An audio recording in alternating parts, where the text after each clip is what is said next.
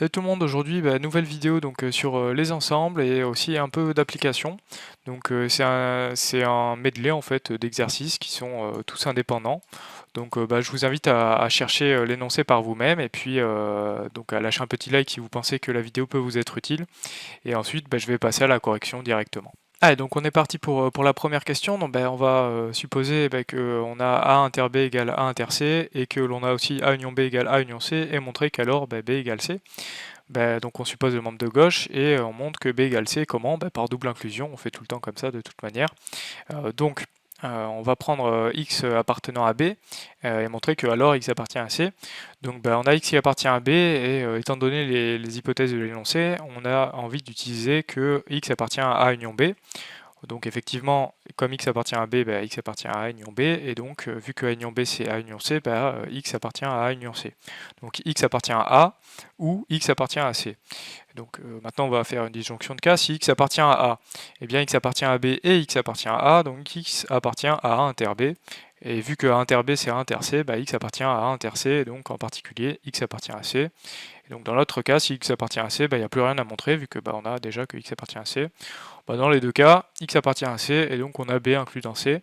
Maintenant la réciproque, en fait il faudrait faire exactement la même chose et donc on le fait pas, il suffit juste de dire que le raisonnement est similaire et donc on obtient que C est inclus dans B. Et donc ça montre exactement ce que l'on voulait, à savoir que B égale C sous l'hypothèse que A inter B égale A inter C et que A union B égale A union C. Allez, donc on est parti, on va simplifier A privé de privé de A privé de B et A privé de B privé de A. Donc allons-y pour le premier. Donc A privé de A privé de B, ça veut dire A inter, donc A inter B bar, le tout bar. Donc au final, on va développer les bars, puisque on a cette propriété-là, c'est que C inter D, le tout bar, ça fait C bar union D bar. Donc au final, ça va donner quoi? Si on développe la barre, ça va faire A bar union B bar bar. Et la double barre, en fait, ça donne l'ensemble de base. Le double complémentaire donne l'ensemble lui-même. Donc au final, on a A inter A bar union B. Et maintenant, on développe. Donc on a cette propriété-là. C inter D union G, ça fait C inter D union C inter G. Au final, ça va faire A inter A bar union A inter B. Et donc A inter A bar, ça va faire l'ensemble vide, et donc union A inter B, donc ça va faire au final, il va juste rester A inter B, puisque être dans l'ensemble vide, c'est pas très restrictif. Maintenant, on fait exactement la même chose avec A privé de B privé de A. Donc A inter, ça donne A inter B bar, B inter A bar, le tout bar. Au final, même raisonnement, ça donne B bar union A. Et après, on développe. Ça fait A inter B bar union A, et ça fait A inter B bar union A. Et donc appartenir à la fois à A inter B bar ou, pas à la fois du coup, à partir à A inter B bar ou à A, en fait dans tous les cas on appartient à A et la réciproque est vraie, donc ça donne que A privé de B privé de A c'est A. Donc on est parti pour la troisième question, donc on va montrer ce résultat-là.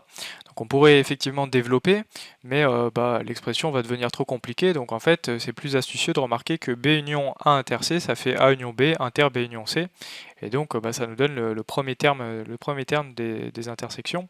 Donc au final on peut factoriser par B et obtenir que A union B inter B union C inter C union A, ça fait B union A inter C inter C union A.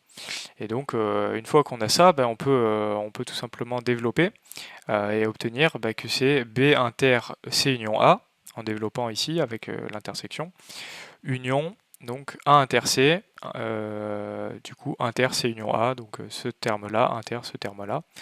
Maintenant on va simplifier, donc ici A inter C, ça donne A inter C inter C union A, ça donne A inter C, puisqu'effectivement C union A est inclus dans A inter C. Et du coup, le membre de gauche, ça fait toujours B inter C union A. Et ça, il va falloir le développer. Ça fait B inter C union B inter A. Et ça donne exactement ce que l'on voulait. Donc en permutant les termes, peut-être, on récupère bien A inter B union B inter C union du coup C inter A. Donc on est parti pour la question 4. On suppose que pour tout i appartenant à i, E égale AI union BI. Et il va falloir montrer le résultat de l'énoncé. Comment est-ce qu'on fait? Encore une fois par double inclusion. On va faire l'inclusion droite vers la gauche. C'est trivial, c'est une intersection de parties de E, donc l'union et les intersections, ça reste des parties de E, donc pas de problème. Maintenant, réciproquement, si on prend x appartenant à E, bien, il faut montrer que x appartient à l'union des AI union l'intersection des BI. Donc ça veut dire quoi? Ça veut dire que x appartient à l'union des AI ou x appartient à l'union des BI, à l'intersection pardon des BI. Donc comment est-ce qu'on montre ça? Il faut montrer que soit il existe I0 appartenant à I tel que x appartient à I0, ou bah, pour tout I, les x appartiennent à BI. Donc comment est-ce qu'on fait ça? Donc on suppose deux cas, soit x appartient à l'intersection des BI, auquel cas bah, il n'y a plus rien à montrer. Ou alors, si x n'appartient pas à l'intersection des BI, ben ça, qu'est-ce que ça donne? Ça donne que non pour tout i appartenant à i, x appartient à BI. Donc bon, ben, par négation d'une propriété, ça donne qu'il existe un i0 appartenant à i tel que x n'appartient pas à BI0. Et donc pourquoi est-ce qu'on a utilisé ça? On a utilisé le fait que E, pour tout i, donc E égale AI union BI, donc en particulier pour I0, on a E égale AI0 union BI0. Et donc vu que x appartient à E, mais x n'appartient pas à BI0, c'est forcément que x appartient à I0. Et donc conclusion, on a bien un certain I0 tel que x appartienne à I0, et donc ça montre que x appartient à l'union des AI. Et donc on a bien du coup l'inclusion réciproque comme voulu. Et donc cinquième et dernière question, donc on considère f une application de E dans f. On va montrer que pour tout B appartenant à P de f, donc une partie de f de f-1 de B, c'est B inter f de E. Donc on va prendre B dans P de F, et on va déjà définir les ensembles F-1 de B, donc X appartient à F-1 de B, donc sous-entendu X appartient à E, pour X appartenant à E, si X appartient à F-1 de B, si et seulement si F de X appartient à B. Donc effectivement F-1 de B c'est l'ensemble des X appartenant à E tels que F de X appartiennent à B. Maintenant, y appartient à f de x, c'est équivalent à dire qu'il existe un certain x appartenant à grand X tel que y égale f de x. Donc les f de grand X, c'est des choses qui s'écrivent y égale f de x avec un certain x dans grand X. Donc allons-y pour cette double inclusion. Donc prenons y appartenant à f de f-1 de b. Donc ça veut dire quoi? Ça veut dire que ça appartient à f de f-1 de b, donc en utilisant la deuxième équivalence, ça veut dire qu'il existe un certain x appartenant à f-1 de b tel que y égale f de x. Or x appartient à f-1 de b, ça veut dire quoi? Ça veut dire que f de x appartient à b. Donc en l'occurrence, y égale à f de x appartient à b, donc y appartient à b. Maintenant, f-1 de b c'est inclus dans E, donc y égale f de x avec x qui appartient à E. Et donc ça montre que y appartient à f de E, puisque ça s'écrit y égale f de x avec x qui appartient à E. Et donc y appartient bien à b inter f de E. Donc on a bien notre première inclusion. Réciproquement, on suppose que y appartient à b inter f de E. Et bien comme y appartient à f de E, il s'écrit sous la forme y égale f de x avec x dans E. Et vu que y appartient à b, f de x appartient à b.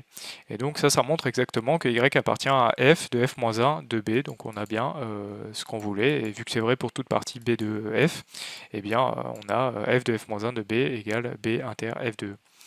Maintenant, on va chercher une condition nécessaire et suffisante pour que l'on ait f de f-1 de b égale b pour toute partie b de f. Bon, on va faire une analyse synthèse et on va supposer que cette condition est vérifiée. Et en particulier, si on prend, toujours quand on a une hypothèse en fait sur une fonction ou peu importe sur un objet mathématique, on va essayer de pousser l'hypothèse au max. Et donc là en l'occurrence on va prendre un ensemble très très grand, tellement grand qu'en fait on va prendre f tout entier. Et donc avec cette hypothèse là on a f de f-1 de f qui va valoir grand F. Et ça veut dire quoi? Ça veut dire que f c'est l'ensemble des f de x tel que x appartiennent à f-1 de f. Autrement dit, c'est f de x c'est l'ensemble des f de x appartenant à f, tel que x appartiennent à E. Donc ça, qu'est-ce que ça veut dire, cette égalité d'ensemble-là? Ça veut dire que si je prends un y qui appartient à f, il y a forcément un certain x qui appartient à E, tel que y égale f de x. Donc ça veut dire quoi? Ça veut dire que f, elle est surjective. Donc il nous suffit de faire une synthèse maintenant. Une telle condition elle est suffisante puisque si f est surjectif, pour toute partie b de f, on a b inter f de E qui est égal à b inter f, et ça c'est égal à b vu que b est inclus dans f. Et donc on a bien montré qu'on a f de f-1 de b égale b pour toute partie b de f, si et seulement si f est surjectif. Voilà, donc c'est fini pour cette vidéo. Il y a 5 exercices plutôt difficiles. À chaque fois on voit des astuces, donc C'est des exercices qui sont assez intéressants et si vous maîtrisez en fait ces 5 exercices, bah, vous avez tout compris au cours bah, sur les ensembles et sur les applications. Donc je vous invite vraiment à les retravailler jusqu'à ce que vous les compreniez parce qu'après ce ne sera pas repris pour la suite bah, de l'année et des fois on fera appel à certains de ces résultats-là.